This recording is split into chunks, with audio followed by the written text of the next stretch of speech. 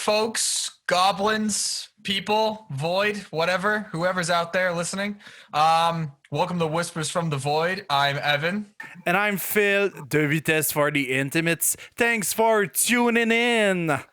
Today, we have a very special episode for all of you. Today, we're going to be talking about Chinese metal, more or less some bands. We're going to talk about metal, you know, all that fun stuff. Get a little away from the beer for a little bit, but that, you know, we got some beers with us. And we also have somebody else with us, our good friend Felix. Hello. How you doing? How are you doing, guys? We met Felix on Vox and Hops. He lives in China, funny enough. So you can kind of see, you know, what we're doing here. Felix, you are originally from Canada, correct? Well, yeah, I'm from Quebec, near Ottawa, the city of Gatineau. And then, yeah, I guess the first question, like the first thing that people always ask me, like, how the hell did you even get there, right? How the hell did you even decide to move to China? Yeah, how do you get to China?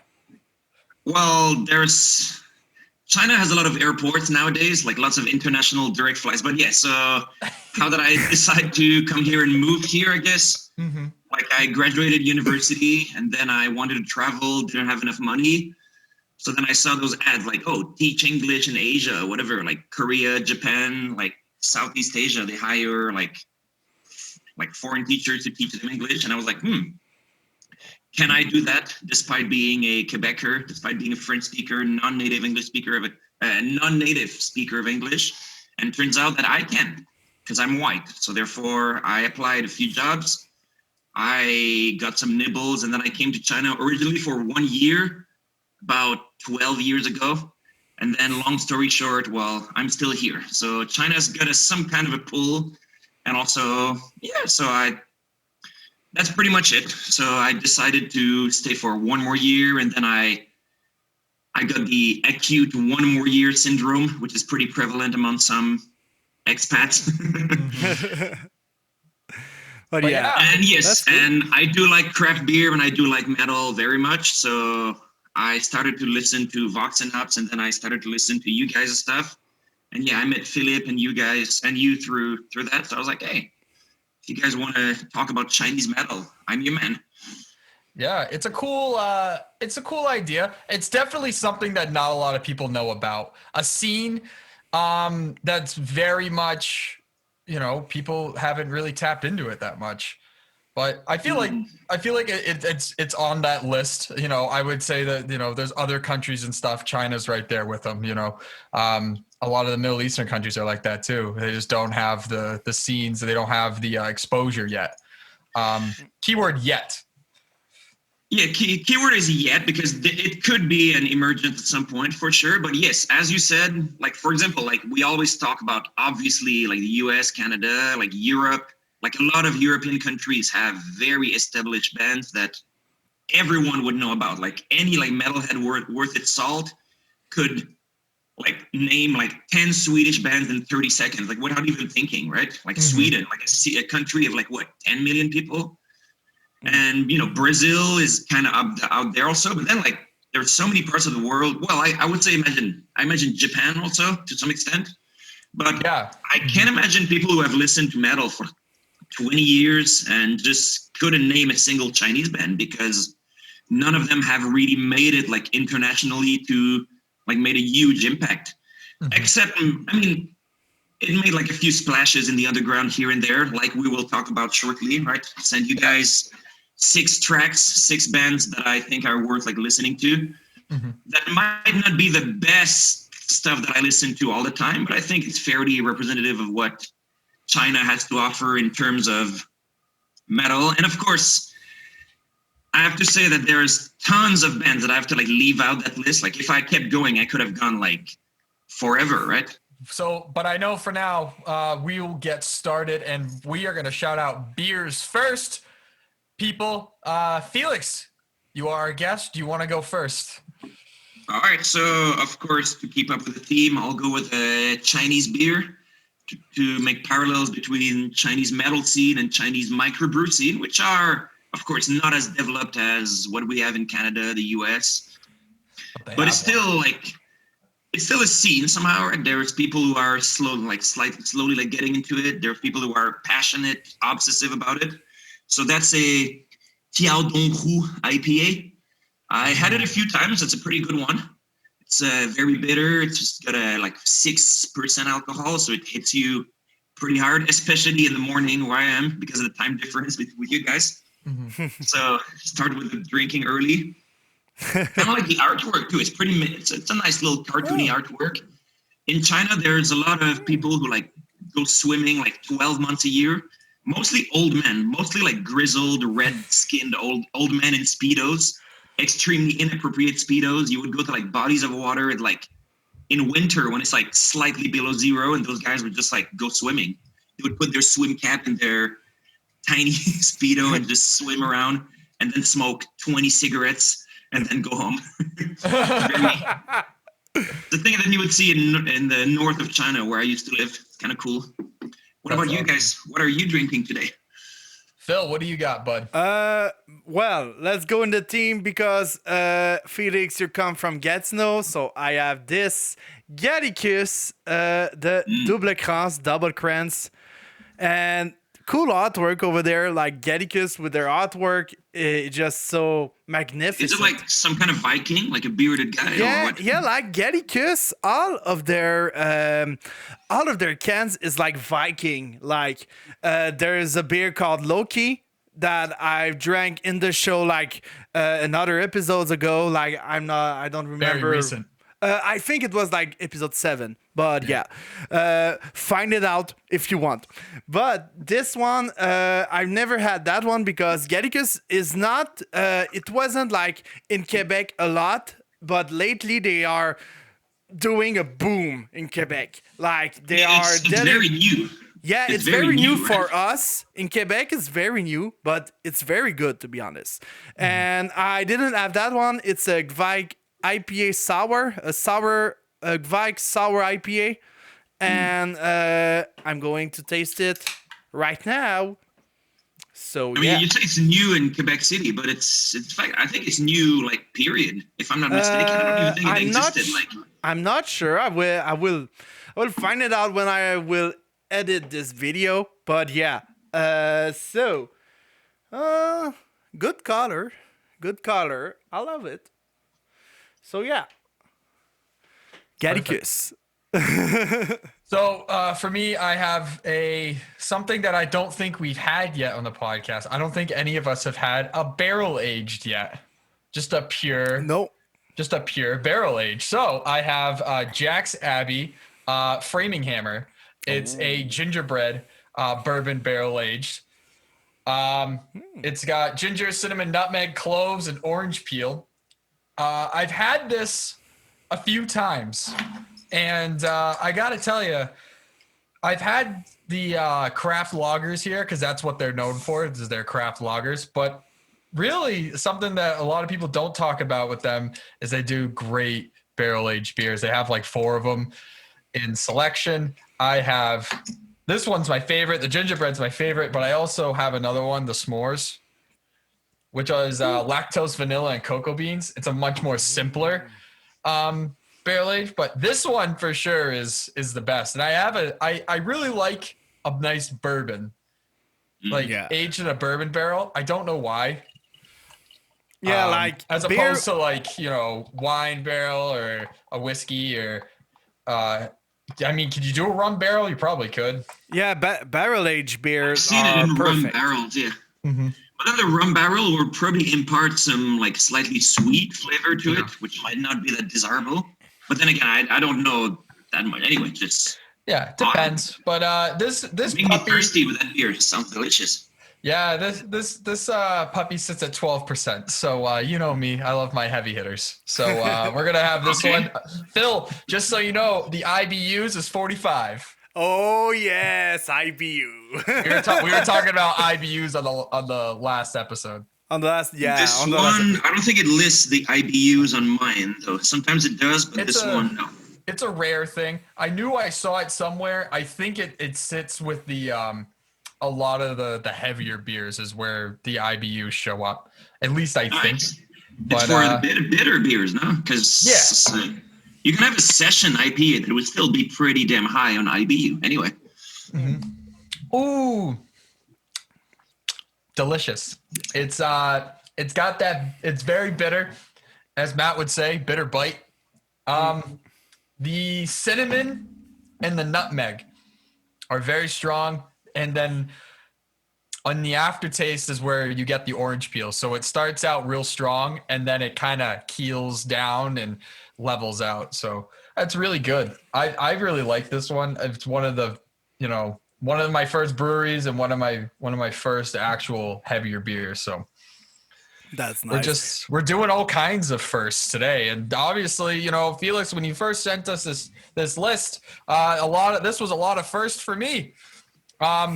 I'm normally very big into lyrics, so trying to really get into all of these choices was just a tad difficult because I'm so used to attaching myself, lyrically to something that they say. But, musically, overall, I was pretty impressed. I mean, everything is pretty much about where I expected it was going to be.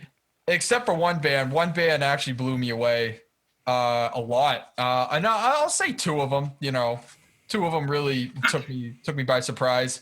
But looking forward to hear which ones. Yeah. So yeah. So I mean, we'll just start at the top of the list.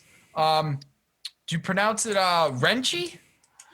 The Chinese pronunciation is Zhenji.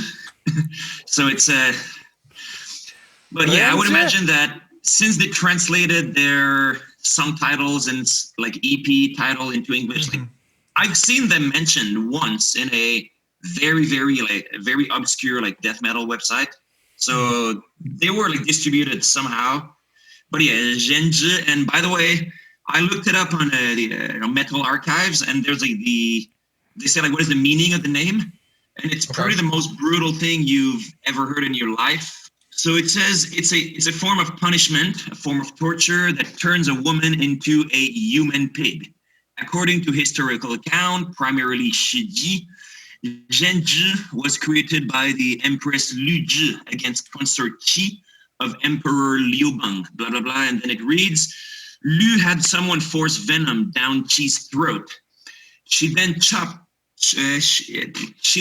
off Qi's hands and feet, blinded her by scooping out her eyes, cut out her tongue, and abandoned her to live in a toilet, and insulted her as the human pig. So that sounds like a orgasm song. It's well, and Zhenji, if you can tell right away, plays just from the description. It plays a very, very, very brutal form of death metal. Very like inspired by the most like the darkest side of man and the darkest side of like the world, I guess. So in fact, funny story, I think it's the first Chinese band I've ever like listened to, and like in the sense that I bought their album, like it just went online back in like 2008 or something. I just went to like some online like distributor that just sell like everything, like the Chinese Amazon basically, called Taobao. And I just looked it up. I couldn't really read Chinese back then, so I just kind of looked up how to say heavy metal in Chinese.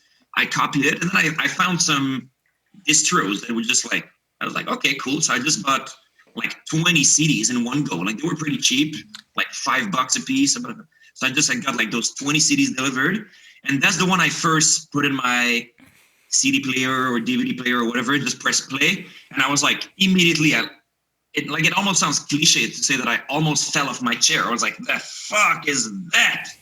I don't think I've ever heard anything that brutal to that point. And even to this day, it's pretty incredibly brutal and technical, right? I see you guys are all nodding, right? Absolutely. You know the track? I hope, I definitely, the album that I listened to was is it The Relic of Disobedience? Yes. Translated? Yes. And it came out in 2010, I'm assuming. The dates, at least the years, were a little bit fuzzy. I tried to find a few of them. I think this one was 2010 though. it's the only thing they've ever released, and in fact, it's a very elusive band. Like sometimes I would talk to Chinese like metalheads, and I would ask them, and they say that they're still around somehow, but they almost never play live. Gotcha. So that makes them even more like mysterious and kind of weird to me, right? Yeah, Like exactly. and also they're not from a big I mean, in China, like a medium-sized city has got like 7 million people, but you know what I mean? Like they're not from one of the like metropolis areas. They're from like a provincial city called Shijiazhuang, which is by all accounts like the Cleveland of China. It's not a city that like I'm not sure if it's very shitty or whatever, but I'm just saying that it's like the kind of city that people like love to mock. The same way that I don't know, I think it's the same with Cleveland. I don't think it's that shitty anymore, but just people love to mock it. But anyway, so yeah. So it kind of I definitely hear the tech death. I actually gave them a nickname. I called them Chinese None So Vile, None So Chinese, because immediately, what I heard was the feelings that I got when I first heard None So Vile by Cryptopsy. Very early Cryptopsy, very inspired. Yeah. Like, Blasphemy Made Flesh and None So Vile. Yeah, the first two, which are the two I like the best from Cryptopsy myself. Yeah, those are the ones I listen to the most. I definitely had the feeling, in both speed, obviously technical stuff, the brutality of the voice. Like I couldn't exactly understand what he was saying, but I knew by pronunciation that most things he was saying had a lot of, brutality behind them, because you can almost, having listened to metal like we have, you really can kind of tell sometimes, even if it's not something that you hear, but you can hear it just in their voices, what they're trying to highlight as far as lyrically. So I was impressed. I wish there was a little bit more, because obviously we know what Cryptopsy went on to become. I would be very interested to see what this band has gone on to do. And obviously it's tough to tell, like you said. But I mean, just at first glance, if you're a brutal tech death guy, you're going to love it. You're going to love that out. You're going to love this album, Relic of Disobedience. I listened to it and it's pretty good, but not like Evan, like me. I can listen to it like musically, like I don't listen to the lyrics that much. Like I listen to the feeling of it and it's pretty brutal. With the context, I understand the brutality in it. But the only problem is like, as I love None So Vile, I like my tech brutal death to be like a little bit more organic, and that it's maybe a little bit too chaotic for me. Like it seems wrong from my perspective. It seems wrong because like, oh, it's brutal, technical, so it has to be chaotic. But this one, I'm not feeling it. Like maybe it's too much for me, but I respect it, and with the context, I think I will re-listen to it, and maybe I will appreciate it more. But I mean, you don't have to apologize for feeling a certain way, for sure. Yeah, but yeah, I mean, like they're going to be listening. Like they're going to be listening, wanting to know what we think. I like it, but yeah, it's not for me, to be honest. But I like the music, the musicianship behind it. I like the vocals because, yeah, the vocals, you don't understand anything, even if it's like shouting, like screaming or growling like that. And even if it's Chinese, you don't understand it, but I understand the feeling. Like I applied the Igor strategy with that band. I listen to the voice and you can find some emotion behind it. You don't understand the lyrics, but you don't have to. You understand the emotion with the voice. And that's what I heard with this band. I won't pronounce it because I will butcher the name. So I heard I heard the feelings of torture behind it. And it's pretty cool. It's not for me. I won't listen to it like another time. Maybe yeah, maybe no. But yeah, go listen to them. No, I mean, all in all, I give them 3.5 out of 5 stars. Oh, so you guys I- are doing scores. Okay. I I'll keep a tally. Let's do did like it. Banger TV. Off like not a school. No, you can't say the yes word because then we're copying them. Okay. Don't say it. Wait. 3 on 5. I'm trying cranial thing in your head. No. All right, eliminating that. I want to talk about this next band you sent us, 9 Treasures. First, I want to start by saying that I had 2 that really impressed me. This was one of them. I was very taken back by how much I like this and how good it sounds, and just like how I would say nice to the ear. You know, like it's just very, you know, you just immediately doing this. Like it's very nice to listen to in all forms. I really like it. So yeah, 9 Treasure. It's some of the best like live shows I've ever seen. Like honestly, the first time I've seen them, it still ranks. Of course, I've seen hundreds and hundreds of bands live, so it's some of them like stand out. Some of them stand out from those who stand out, right? Mm-hmm. But this is one that I remember, like, and also just the context, right, of like having a good dinner beforehand, having a bunch of drinks after, and just like it's a very small show, so you just talk with the band and everything. But that band, so just to introduce them, they're a Mongolian folk metal band. So they're from China, the country, right? They're Chinese citizens, but they're the Mongolian like minority who live in the north, in near Mongolia. That was gonna be one of my questions. Thank you for answering. Yeah, so therefore they're really into their whole like Mongolian, and in fact, there's quite a lot of Mongolian metal that has been kind of sprouting, and it's the whole spectrum, right? Like 9 Treasures, I would say 9 Treasures and a band called Tanger Cavalry. Oh, it's the most like metal end of the spectrum. Then there's some that are kind of like more in the middle, like it would be like very folk metal, like lots of folk instruments. Mm-hmm. And then there's one band that actually kind of made the round because they had like a Facebook ad campaign called The Who. Oh yeah, it's more like Mongolian music with some kind of rock like aesthetic, like they kind of dress like bikers because I think they are actual bikers, and it's but this is not really metal or rock. It's mostly like Mongolian music, but with guitars. Yeah. Anyway, I digress because 9 Treasures. So in fact, very fun fact about them that kind of make them, in fact, one of the bands from China that got exported the most is the Wacken Music Festival, which, as everyone who's not a dumbass knows, is the biggest music festival in the world. So Wacken used to do those Battle of the Bands. I don't know if they still do, but I went to Wacken in 2008, 2007, and 9 Treasures went to like rep China, and they won the contest because it's like something that people vote. And then if they win, they come back and play on one of the main stages of Wacken. So I think in 2009 or they did that.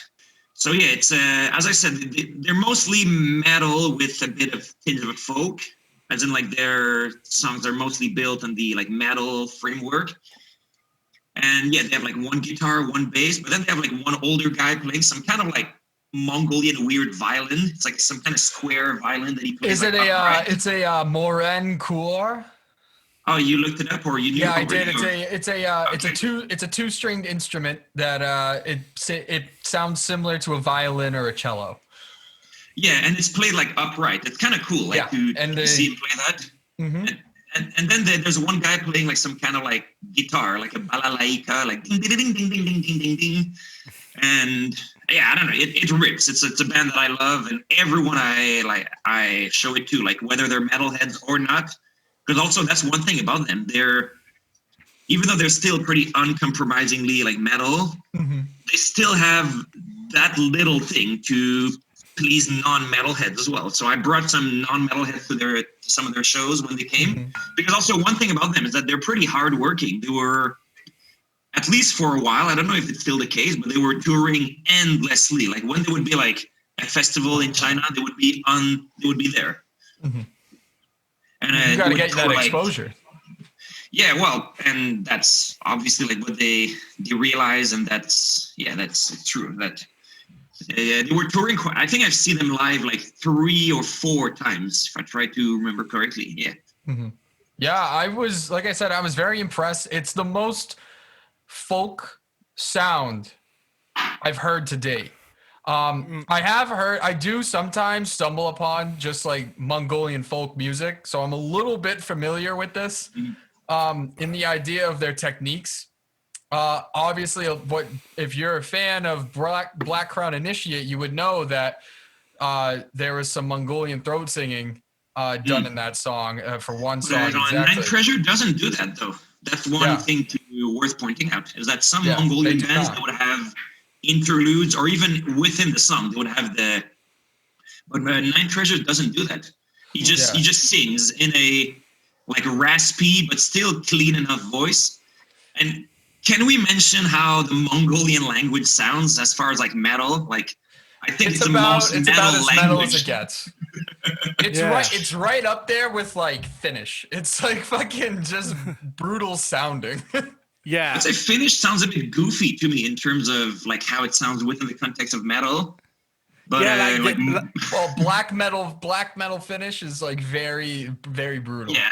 In my opinion, I always listen to it and I'm like, God damn, he's angry. But I mean, yeah, they don't do the Mongolian throat singing, but you would know more. I think more people would probably know something like that. But I mean, they still take the same elements of all of that culture and really put it into their music, which is really what I really loved about it. It was not some.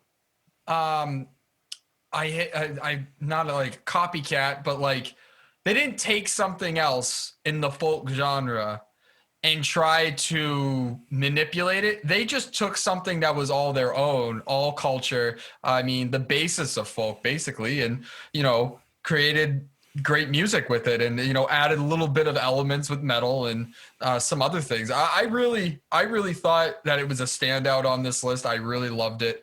I still listen to it. It's in my playlist now. Friday, I just came back from the bar. I had like a half an hour walk, so I just listened to it, and I was headbanging all along and just having a good old time. I love the solo. I love the solos. I think that might be the other instrument. I don't think it's the morin that you were talking about, but the solos in the songs is awesome. Yeah, the little guitar thing, like ding, ding, yeah. Ding, ding, oh, it's sick. Like a banjo, like almost like a Mongolian banjo. He's just fucking strumming it. It's awesome. Yeah, I love it. I love Nine Treasure. Like, at first I wasn't like in love with the vocals, but then like its folk style is the folk Mongolian style, and I appreciate it now. Like, it's pretty good, to be honest, and it respects the folk side of it. And it respects completely, because some folk bands say, oh, we are folk bands, but we are using synth to do like the old instruments. Yes. And that's a shame. Like, sometimes it works. Elstorm, it works because that's the style, but it won't work with Nine Treasure because it's I don't think it would. No, it wouldn't work because it's not the style of Nine Treasure. Right. It's completely folk. I love it, to be honest. And the other thing that I appreciate is that in it, they are playing the actual instruments, just like you said, because oftentimes you hear other bands from other places. I'll just use Australia. How many times have you listened to an Australian band and maybe you get a didgeridoo playing in there, but it's only for like one song or even like one little part of a song, but it's not part of the band, This they have the authentic instruments that are a part of the band's sound that really make them stand out, and I appreciate that. Yes, indeed. They do like respect folk, and they do it well. Well, maybe respect is not exact, but so we can say that. I think. But that said, I reiterate that it's still metal first and foremost, right? Yes. Yeah. Because some folk metal is very kind of like folkish with heavy guitars, but their songs are built on the like metal framework. And for this one, I sent you 2 tracks, right? Like For the other bands, I just send you one, like the most representative or whatever. Yes, you sent, for this one, I insisted on sending two because they also made a cover of For Whom the Bell Tolls by Metallica. And it's an amazing fucking cover. It's one of the best cover versions I've ever heard of any metal songs. I agree. But I still wanted to, of course, show one of their songs. They're like the original song. So the songs that they composed, yeah. And also because of the use of the Mongolian language, because the For Whom the Bell Tolls, they just kept the English. The original English. They kept the English, but we can feel the style of Nine Treasure in that cover, and I think that's what is good with a cover is. You don't have to imitate the band before. You have to put it your own. You have to do your own adaptation. And with the style of Nine Treasure, it's perfect. Yes. Yeah, because like For Whom the Bell Tolls has this really epic type of build up, right? Mm-hmm. With the lead guitar, but instead of the lead guitar, they just use this violin, like it's like chugging, and it just makes you go like, oh yes, I like it. I just imagine like watching the UFC and there's like a Mongolian fighter coming out to that song. You would be pumped like shit. You would be like, oh yeah. Now we come to the next band on our list that you sent us. This is thrash metal. This is actually a band that I had actually heard of before, funny enough. Explosium. Did I say that right? I think it's there's a C in there. I think it's Explosicum, right? Explosicum. No, you know what? I left out the U. That's what I did. It is a bit weird, yeah. I don't know. Yeah, Explosicum. Classic thrash. I actually had heard of the band. I never actually had heard the songs, but I did see the cover before.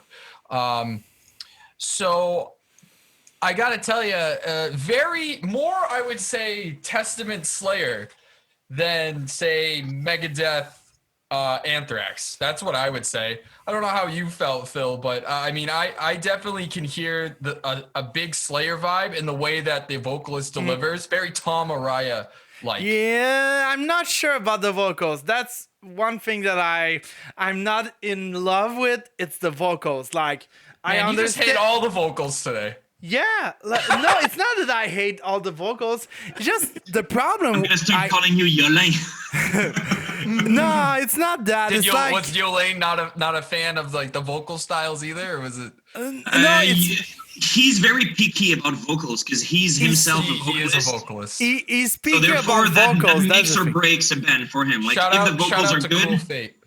Yeah. Shout out Cruel Fate. But yeah, it's not that I'm picky with vocals. It's just like for maybe everyone, like you listen to something and when the vocals hit, you got your feeling with that band. And that band, the thrash metal is fucking great. I love the thrash metal instrumental. I have nothing to say.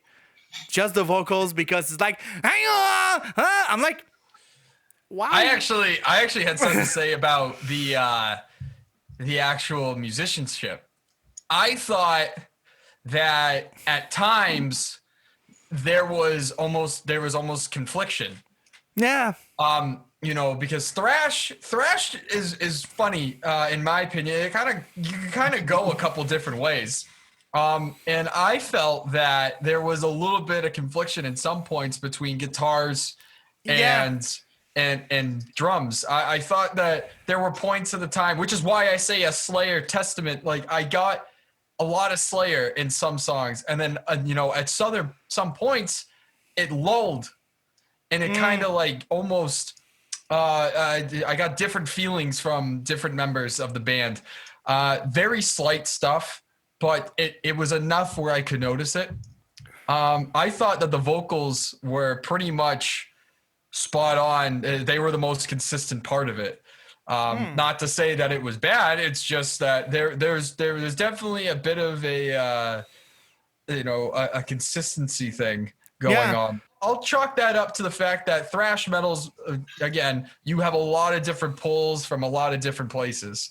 thrash metal is not the style that the vocals would be like the most on point and the most like perfect thing. Like take Slayer for example. It's not the perfect. Tom Araya don't have the perfect voice to be honest, but it feels good. It feels chaotic. It feels great. But on that one, I wasn't like hooked on the vocals, but maybe if I listen it more and more, maybe I will like it. But at the first start, I wasn't in love with the vocals. But like, if some love, why not? Why not? Like, they're doing their thing, and some like, some don't. Me, the vocals, I'm not particularly in love with. But it's not only my opinion. That's but all. I shared this band with a few people, and that's usually the complaint I would get. Like people would say, like, okay, the music, like, absolutely rips. Like it's as you mentioned, Evan, like you can hear some Slayer in there, definitely, like in how the delivery, how thrown out there it is, right? And how they would. But at the same time, I hear more like more like modern thrash metal bands like Violator. Like things that are a bit more like technical, like as in they play extremely fast. Like it's one of the fastest thrash metal bands you will ever hear. Like I was trying to think like what bands I've ever heard that were faster than them, or at least on par. And I think Violator is definitely one of them. Like there's a band from Poland called the Terror Dome. Terror Dome. They kind of play like extremely fast thrash metal. So that's one thing that really like impresses me, like how fast they can play. And I've seen them live also, and they play they play like even faster live. So it's pretty impressive how they can pull it off. But yeah, like the vocals would be the guy, he sings in English despite the fact that he doesn't speak English. So he just so he doesn't like articulate very much. Yeah. But I mean, that's something we're used to. The song lyrics are, but it's a bit more it's a bit more prevalent, more in your face in that case, I would say. But personally it doesn't bother me the slightest, because I listen to a lot of I listen to quite a lot of thrash metal with like different, and some vocalists have like death metal style vocals. Some of them have more the kind of punk, raspy, like, or hard rock type vocals. Anyway, so this one, the vocals just kind of fit the music, I would say, like Phil just said. Yeah. And so that's also a band that kind of is making waves. Like, in fact, they're headlining a thrash music festival in Beijing, I think, next weekend. I won't be able to go because it's too far, but they're touring quite a lot. And there's quite a bunch of Chinese like thrash metal bands that are out there, and they're doing their thing, and they're very, very much like paying homage to the classic thrash metal in their looks and in their album covers. And of course, like the way that they design their logo is always a fucking dead giveaway, right? Like, you know what I mean? Like the thrash metal type of like pointy, like polygon type logos. Yeah. Ooh, like we're stripping now. Like if you listen to it without saying it's thrash metal, like just put that band like on the speakers with someone that don't really listen to metal or know a little bit of thrash metal, and it will say, first of all, it's trash. Like they are reproducing the codes. Like they have the codes of thrash metal. They know what they do. They know what they do. You would see like what they look like, and even before they even play one note, when they're like, tuning their stuff on stage, you would have like those big white like running shoes, those tight jeans, the bullet vest, like really long hair. Those guys have been growing their hair since forever, I imagine. Like just their waist long hair. So yeah, I don't know. It's a great band. I highly recommend them myself for people who are into like really fast thrash metal. And who isn't? Fast thrash metal is awesome, fun. Faster and more brutal. Fun. What's that? That's what we live for. Is it time for a second beer? Oh, sorry. Are you done with your point? You know what? You want to go with a second beer? I'm almost there, but you go for it. What do you got, bud? You're like, I'm almost there, and you show like a half full fucking glass of a 12% beer. It's like I mean, the bottle's empty, but I mean, this is almost done. What do you got? Give me some craft. I got a Ss beer. It's a German white. It's one of those kind of like, I don't think you can call them microbreweries anymore. They're like one of those big microbreweries. Uh-huh. Like in the US, you would say like maybe Sierra Nevada, things like that. Like breweries that are widespread but still craft. Gotcha. Like Blue Moon would be a good one. Which one, sorry? Blue Moon? Blue Moon, yeah, something like that. Yeah, and in fact, it's similar to Blue Moon in the sense that it's a white. The Blue Moon is white. a bit more Belgian. This one is a bit more German. Mm-hmm. In fact, the first microbrewers in China were very much German style. Like, in fact, it's exciting because I saw it like develop in front of my eyes. Like as I said, I moved to China in 2008. You brought China was a whole other different game back then, especially since I lived in a pretty rural, impoverished, underdeveloped area. So then, I went to a craft beer festival like a few years down the line, and it was all Germans. Like, German styles. I mean, like German black styles, like Schwarzbier, Weissbier, whatever. Mm-hmm. And then the Belgian styles and American styles and British styles came a bit later. So nowadays, you can still find a lot of very German, and I'm not complaining. I like Hefeweizens and German white beers and all that. So perfect. Cheers. Cheers. I have no beer right now, so maybe I will take another one just to keep with the flow. Let me grab like my beer. Maybe you can talk about the other band, Evan or Felix or whatever. Yes, I am all in on this other band. I'll be back. Felix, please pronounce them. Do them some justice, please, because I which is it on Naracam or Triple X? XTX. Well, it's not them. It's the name of the guy. It's his actual birth name. His family name is Xie and then Tianxiao. Awesome. We can call him XTX. Yeah. XTX. Wow. Out of all of them on the list, he is the breadwinner. I am absolutely blown away. It is amazing. I am a grunge boy by heart. It's one of the first musics I grabbed onto. One of the first bands I ever saw was Soundgarden.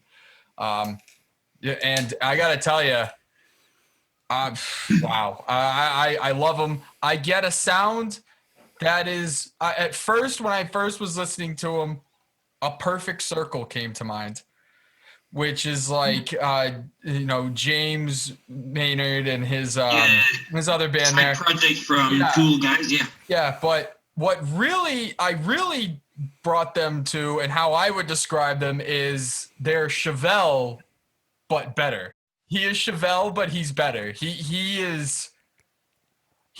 absolutely nails all parts of all of his songs. There really wasn't anything I could find wrong with any of it. Like I said, Chevelle is a band that I grew up on. They were a 3-piece for a long time, and they structure, the song structures are very similar, but he just, all the parts, he finds the perfect moments to slow down, pick it up, deliver ambience and whatnot in his songs. And like I said, there's really not much else I can say. It was a great listen.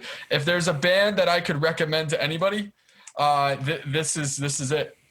I love the grunge feeling. I love it because there's some grunge feeling, like Seattle grunge, like you said, Soundgarden. Yeah. I feel Nirvana. I feel Nirvana too. And I saw the live of XTX, and I saw an instrument. I think it's the koto.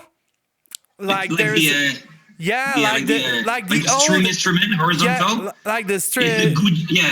I think it's Chinese a koto. It's called guzheng. I don't know I don't know if it's got an equivalent in English. I think it's just called the guzheng. Okay. Yeah, it's a beautiful instrument. Yeah. And he incorporates it in a few of his songs, and sometimes live he would do to me that's why I told you had to listen to both the studio version and then the live version, because then you kind of see that at first he just kind of he fucks around on the instrument, but then he starts playing the main riff on his gudgeon. And if I was there live, like, you know how it is, like when you're like there live at a show and you're like, so you get instant goosebumps, right? And your heartbeat just goes like 10 BPM faster immediately, and you're like, oh shit. Like as soon as he starts doing this, like there's like silence and he's like, ding, ding, ding, ding, ding, ding. And I was like, oh because you know what's gonna come next, right? Yeah. And then he has like his guitar slung in his back and he just slings it front and he's like, and then he just like starts the heavy riffage. And honestly, that particular song, yes, I can hear some of that. Of course, we can all hear the like 90s, like alt rock grunge stuff. But this song, am I weird if I get some Black Sabbath vibes from how heavy like the riffage is and how it kind of sounds like old classic Tony Iommi vibes for sure. Yeah, there's some like vibes. Early classic like heavy metal, right? Yeah, I agree. Like it's blending grunge, old heavy metal, and folk music, like folk, a little bit folk, Chinese folk, very well. Very well. Chinese folk, it's mostly because of the instrument, but usually there's a faint amount of Chinese folk in his music. Saying, but still, it's still there. Yeah. You know what I mean? I'm saying Chinese folk, but they're using like folk instruments. So, I mean, it's not folk music, but it's blending a little bit with Did you pay attention to the rest of his material also? Did you like listen to other tracks? I did. I really believe in the idea that I don't hear so much of that other stuff. I hear pure alt rock grunge that has life, that has like a Chinese signature, which is what I really appreciated from it. It is a sound that I heard. It is a sound that I could relate, but haven't heard up to this point. Yeah, because also, worth mentioning that all of his lyrics and his vocals are all in Chinese Mandarin with a bit of a northern kind of gruff accent. Yes. And what did I say? Yeah, so this guy, he started in like the 90s. So like he's kind of like, I've seen him called like the grandfather of Chinese rock. Like he's very like respected among like rock musicians and metal musicians in China. Yeah. Mm-hmm. And he's still, I mean, that's also one that I've seen live a few times. I've seen him live like small bars and an amphitheater and like an enormous festival with everyone like just chanting his name and stuff. So, and he also made a reggae album, which I personally don't like. I didn't listen very much at all. It's and I do like reggae music quite a lot, but is reggae like no? It's like you can pay attention. Listen, I like. You want, but yeah, I like my reggae like I like my weed, straight from the source. Okay. Okay. But that album, like the album where that song I sent you, it's from like it's called Cold Blooded Animal. It's a great album. Like lots of very like, and it can be heavy. It can be like melancholic. It can be pretty well written. Like most of the songs are catchy and nice. And in fact, I should mention like that song I sent you, like it translates as "Who Brought Me Here," and the lyrics like. They're in pretty simple Chinese, as in I can't understand all of it, and it's one of my classics. When I go to karaoke, I often sing that song. And the lyrics talk about, I mean, it's a metaphor, I guess. It's a very like metaphorical, but the guy talks about he's lost in the forest, and then he wants to go home. So then he meets some strange people who live in the forest, and he asks them, "Hey, so like, how can I go home?" And the guy's like, "Bro, you can never go home. You're stuck here forever." And I can't help but kind of draw some parallels with me and my experience as an expat in China, being a very strange land where, like, I don't know, It's a strange land that you've made your home. Well, and every time I just try to go home, I just realize I can't. Like, that's the fast part at the end, like the kind of mosh pit part where that would be perfect for like circle pit. Like that's when he said, like, it's like they asked me, no, he said, I told them I want to go home and I want to know the way, but then like they say I'm here forever. I don't know. It's great song, great lyrics, great build up, the whole thing, and I don't know, he's a great musician that is he deserves to be known. I mean, I've seen videos online of him like performing live in like Chicago and things like that. So I think there's some appeal. Like, I mean, if he goes to any sort of music festival, like I think he would convert people. Like, people would be like, this Chinese dude is kind of cool. This long-haired, skinny, like Chinese dude is pretty cool. Yeah. No, so I'm glad you liked it. Out of all of them, he was my favorite by far. Like I said, Chevelle, love that band. And he's better. He's just a better Chevelle. So in fact, I didn't quite expect that because he's the least. In fact, he's not really metal. Like, there's of course some metal in his sound, but he's not what we could call like metal by any stretch, right? Well, so I almost hesitated to put him on this list. I thought, like, should I put some punk on there? Should I put some hardcore? Should I put him? But it turns out that if he's the one you like the best, well, that's pretty fucking awesome. Yeah, I mean, absolutely. Here we're mostly metal, but I mean, I listen to a lot of everything: rap, dubstep, country, fucking for all of it, really. Phil's the same way. Phil's huge into all sorts of different music too. I mean, if you listen to the previous episode about our top 5 so far, you'll really get an understanding of where Phil stands. And I mean, a lot of my stuff is, I'm a big brutal death metal guy, but hey, I also like my tech. Apparently this year I'm very big in the black. So, it's just how it goes. I do have in my final 10, I have a couple of surprises for people.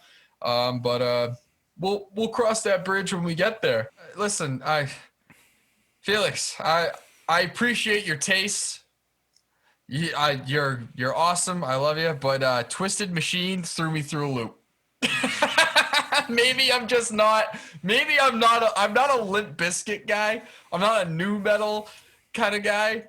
I struggled with this one. For the Twisted Machine is rap metal in China, and they reminded me a lot of Limp Bizkit, maybe a Hollywood Undead. I know, but I'm not sure about Hollywood Undead though. I was struggling to draw parallels. It's just not a realm I'm familiar with. I'm not sure about Hollywood Undead though. Yeah, I'll be honest because Hollywood Undead's very different. But Hollywood Undead is very different, and what I feel Limp Bizkit in the riffs, but I feel Korn a little bit. I feel a little bit of Deftones in the riffs. More in the riffs. No. I don't feel Deftones at all. Korn, I can see. Old Deftones, like not the Deftones. Yeah, White Pony album. White Pony Deftones. When they used to be like this new metal, yeah. Like, okay. I feel the new metal. I feel the new metal. I like the new metal feeling. The only problem, a little bit like some other bands from this list, the vocals again. Oh my God, Phil. But it's not like the vocals. He had English vocals in here, dude. I'm not talking the pronunciation was awesome. Dude, I'm not talking about the pronunciation or the English. I'm talking about he's out of breath. He's out of breath. I'm like, I had a huge problem. I had a huge problem with the vocals in this too. But that's rap metal. That's rap metal. That's the problem. No, I love rap. I love rap, but the thing is, I hear something and I hear like like it's on a roller coaster. Like I see what you mean. Yeah, it's like it's very kind of like throaty, like not throaty, but he's far back. Yeah, he's far back in the booth. If that's a word. He's far back in the booth, like. Like stop doing that, please. I feel it with the styles. It's a confliction of the two styles. As far as rap goes, there's a certain flow of the song that has to take place. Lyrically, there's a flow, but it doesn't meld well with the guitars. It doesn't meld well with the speed of the song. And you know what? Maybe this is just a slight on, you know, the vocalist to begin with. Maybe it's one of those things where like he's just not fast enough, or the band is playing too fast for them to actually conjoin.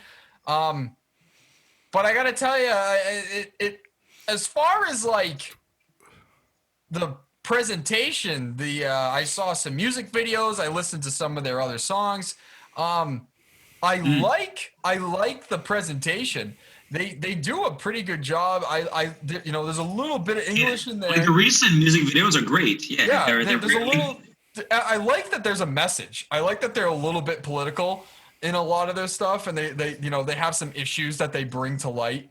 I enjoy that. I gotta tell you, but I think the vocalist, aside from the band, is good, and the band is good. But I think the relationship, and again, this is I don't want to say that. I'm just not a rap metal guy. I've come to know because trying to describe things with this band, I was having a hard time. It really is something that I'm not totally familiar with. Aside from Limp Bizkit, but you know, one thing I do give them over them is the fact that their music has a little bit of meaning. Their music has meaning to be presented, and they have a lot of messages to convey. So I got to give it to them. Twisted Machine, you know, they're doing what they got to do with their songs. I appreciate that.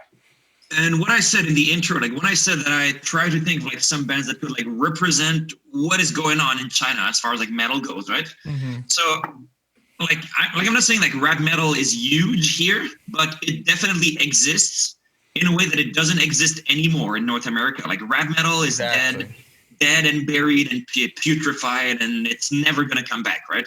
Yeah. Like even like small attempts at like, I mean, now I guess there's a tangent. We can talk about like those kind of trap metal, like, but it's really a whole nother game. It comes from different influences and all that.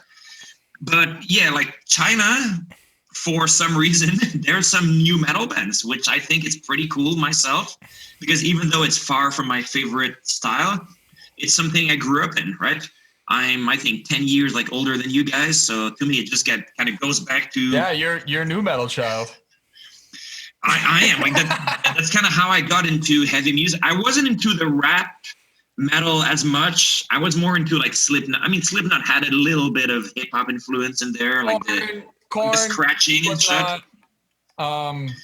Yeah, I wasn't into Korn or Limp Bizkit. I was more into like Slipknot, Mudvayne, and some of the bands that were Mudvayne. That's unfairly lumped in with new metal, like that were more like alt. But anyway, but still, it's a throwback to that time. So sometimes I would go to like smaller shows, and there's like a local band, and it's like the front man has like a flat brim cap and he raps, and there's like it's like those guys with those baggy pants, and they just kind of chug along, and I was like, man, shit is pretty cool. Like, yeah. So that's one thing. And Twisted Machine is one of the, I think, the biggest band in that genre. I hate this word. Genre. Like genre. It's one of, scene. Well, because it's I guess. I don't know, because it's a French word that is just like so bastardized that it's like, unnatural to pronounce. Anyway, I digress as always. So yeah, Twisted Machine. There's another band called CMCB, which stands for China MC Boys, which is, I don't know, a bit weird, but they also play some really, really, really fun, like jump around. So Twisted Machine, I haven't seen them live. I've seen videos because they were there. They were in Shanghai recently, in fact, like a few months back. And some of my friends went, and like they look great live. Like lots of mosh pits, lots of jumping around, and good times. Yeah. So yeah, and I'm glad that you like looked up their old video, like their videos. Like, did you see the one like the Junkyard? Yeah, that was crazy farce. Yeah, I forgot the name of the song, but yeah, it's a pretty cool video. It's pretty well done. He opens up saying "crazy fucking farce," and I was like, "Whoa, what's happening? What's going on here?" And indeed, they do talk about social issues, and as you can imagine, I'm not gonna go much deeper in that. Like, in China, there's some things that you're walking on eggshells if you start talking about too much social and political issues in your music. But well, I would have to say that as far as all the bands on this list, they approach it the most. So they're the only ones who do. Good I would say, right?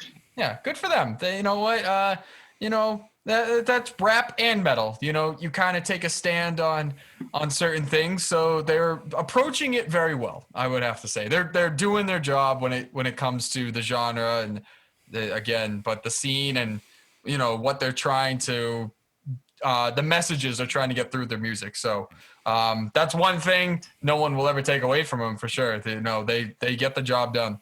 So this next, the third band, I kept fucking, my notes are too long. The last band. I have too many fucking notes. The last band. Narekam, yes, the melodic death metal, something I am very fluent in. I will say that it is what I expected. Can I say that? What I expected. Again, almost listening to like the brutal tech. There's an element of, as we had already talked about, I won't reiterate too much, but the creativity needs to be there. They're very technical with the melodic death. But that's not saying that it's not good. As far as melodic death goes, it is pretty much spot on. And that's more than I can say about other bands that I listen to today. I won't name names. I'm not going to, start an argument in the comments, but that's what I would say for sure. I mean, they're spot on. They do what they do really well. I wish for a little more. Phil, what do you think about Narekam? I got 6 bands in front of me, and Narekam is the best for me. I fell in love with it at the first. Because great music, and maybe you will find me weird, which is not news really, but I feel some Pantera with some mid-tempo trash in it. I don't know why. Are you saying like Cemetery Gates? I see both of those things. I feel Pantera, but I feel like today's creator, like Gods of Violence.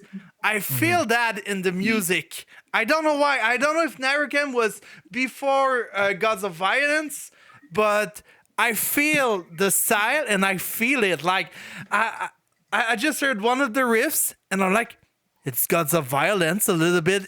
It's a little bit like today's creator, and I'm like, oh, okay, that's pretty interesting. And the vocals are awesome.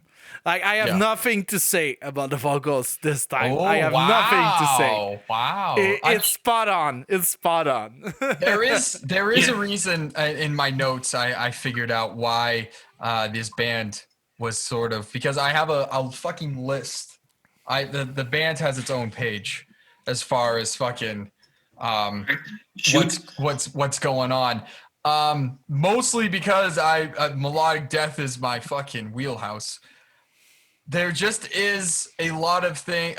The vocals to start, I very much enjoy. Again, it's not something, I'm a big vocal guy, but it's not something that I can totally get where he's coming from, the pronunciation, where everything is, where the energy is, which is fantastic. Worth mentioning also, like, all of his lyrics are in Chinese.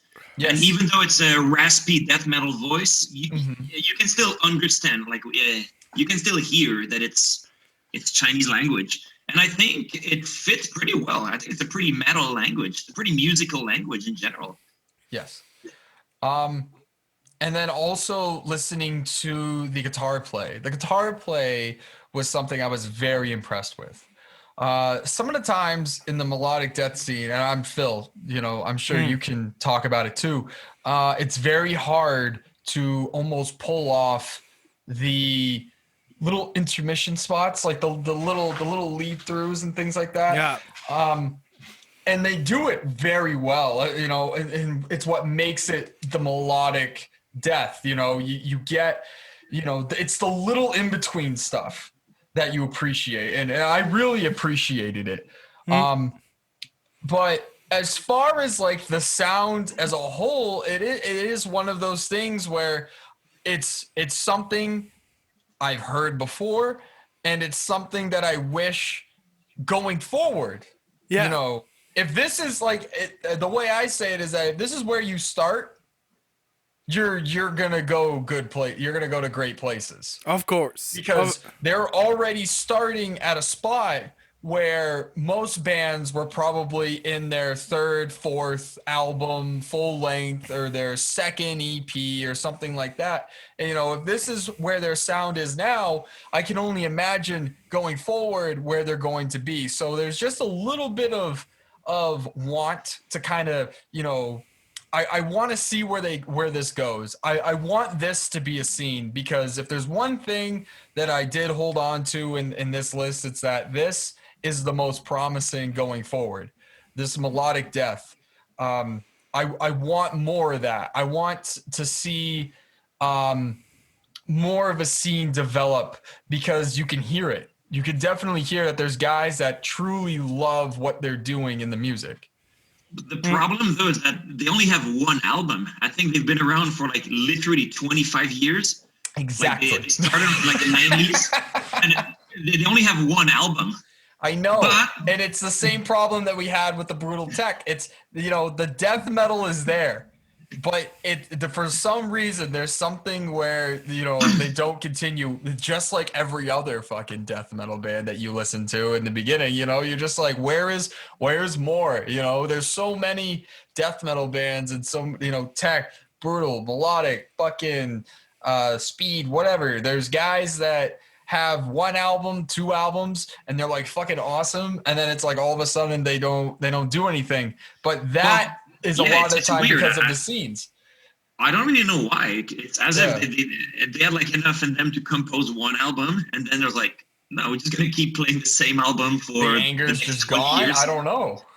I've seen them live, in fact, 2 weeks ago. So really, and yeah, they were just, and I guess it's kind of cool. They have such a limited amount of material, because then it's material that I know pretty much by heart, and I was just like headbanging the whole time and having a jolly old time. Mm-hmm. But yeah, I don't know why they just don't want to compose new music or whatever.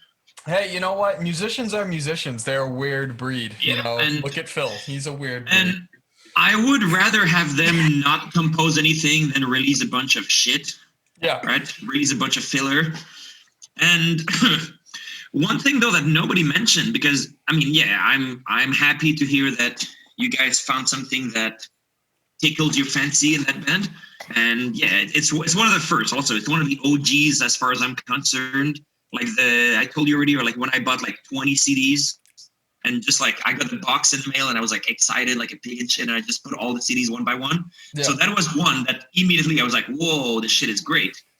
But the more I listen to it, and I still listen to it nowadays pretty often, the songs are just too goddamn fucking long. And that's almost a deal breaker for me. Like all the songs are about like 6 minutes, and they would be a perfect 3.5 minutes. So that's one thing that slightly irritates me with Naricam. And I thought about telling them, because when I went to the gig last time, like the guys were at the merch table, and I went to shake their hands, and I was like, hey, should I tell them that I think their music is awesome, but their songs are too long? I was like, nah, I don't think it's. I don't think it would be like good fan etiquette. Melodic death tends to flirt with that kind of thing. You know, you get a song that's anywhere from 4 minutes 30 to like 5:10, and you're kind of like flirting with that a little bit. I mean, you know, I could definitely see how you feel. You know, 6 minutes is that extreme for that. Yeah.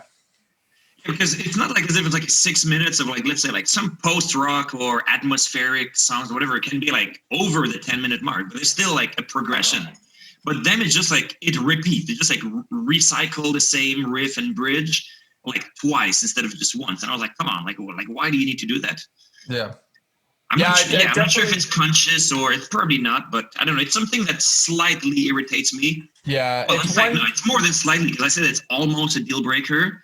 But it's not a deal breaker because, the material is very, very good. So therefore, yeah, It's still also a band that I had to put on the list. Like this one, the list couldn't have been the list that I sent you without that band on it.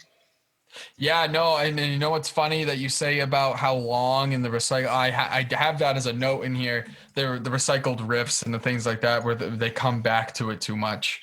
But that, listen, we've been harking on it this whole time. The creativity that just comes with creativity. That just comes with maybe knowing when to finish a song on a strong note rather than have a strong note in the middle of the song and then continue it to hope to end it a certain way.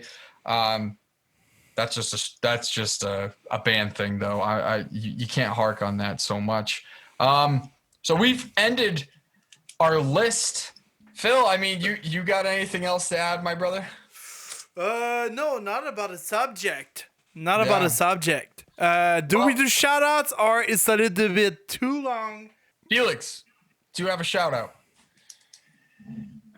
Can I shout out my own blog, even though it's in French? So it's questionvotricela.com. So I do talk about my travels. I do talk about what it is to live as an expat. It's mostly stories. It's not like listicles or pseudo-intellectual, like pseudo-philosophical BS, whatever. And I do talk about metal. I do talk about the shows I attend. I will write a little kind of like show report, like context. Mm-hmm. And shout outs, there's one band I thought about like putting on the list because they're gonna release an album soon, and they're based in China, but they're all expats. Like the vocalist is Russian, the guitar player is British, and then both the bassist and the drummer are from Quebec.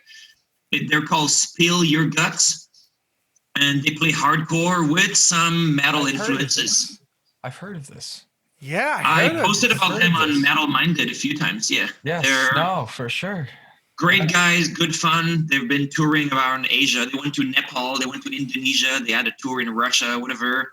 Yeah. So great guys. Yeah, like really good hardcore, like in your face. But they have a little bit of like metal in there. Like some parts like are almost like black metal. They don't have like shrieks and blast beats and great bands. So hopefully they will be linked in the description. I'll just send you their link to their Bandcamp page, Mr. De Vitesse. No problem. Yeah, Phil's got it. I got it.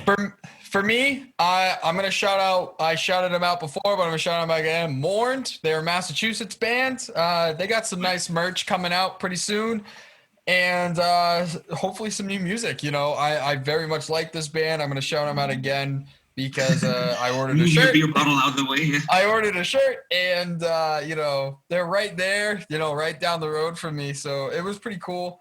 I don't have a personal relationship with these guys, but I would love to because I think that they're really fucking awesome. And can I guess that they do like the first album of the Morbid Angel? Do they like Alfred of Madness? So far it's been a couple EPs, very much death, very brutal death, melodic. It's kind of hard for me to pin it down at the moment. It's very much like what I would call like a new age death metal. But just like the artwork on the T-shirt really looks like Altars of Madness. Yes, yeah, it's very unique. I love it a lot. Definitely check them out on Bandcamp for sure. And then I missed one for last week and probably the week before. Now that I think about it, me and Phil have been slacking, but that's okay. We've been busy. Firelink had a new album come out this year. Check it out. I've been kind of slowly digesting it. I haven't fully gotten through it, but definitely give those guys a listen. It's been fucking slamming so far. So my shout outs, I thought I was going to say Warm Rot from Singapore. Go check Voices. It's a pretty good album. It's like grindcore with some black metal influence. But I have another. It's Tetrarch, which is from America. They are doing like new metal-ish metal. And the last song they released, I'm Not Right, which is a single. It's all self-release. They have one album, The Freak, and they have one EP, which is called Relentless. So a pretty good band. unique leader are they signed to? No, they are not signed. They're It's unsigned. self-released. They are Perfect. self-released. Sorry Gotcha. for my pronunciation. And last No thing, worries. our friend Craig Thorne from the BAOS podcast, shout out Craig. He released a rap album, a rap EP called By Toxic City. So it's rap, it's hip hop. I love hip hop sometimes. It's not trap, it's not that modern. It's pretty old school. I love it. And you can love it too. You can love rap it even if you love metal. So that's it. Awesome. Well, Felix, thank you very much for coming on and talking some Chinese metal with us and some brews. It's been fucking great. You were awesome. And everything Thanks I for expected. having me on, guys. And long, No problem, man. long live the whispers from the void. Thank you, man. I appreciate that. Maybe someday we revisit this. We kind of see where the scenes go and maybe where these bands ended up going, and maybe get some new ones in here. It would be I think that would be a pretty neat discussion because I enjoy talking about scenes that, not a whole lot of people know about. So with that being said, I'm Evan. And I'm Phil. Thanks for watching, guys. See you on the next episode. Cheers. Yeah.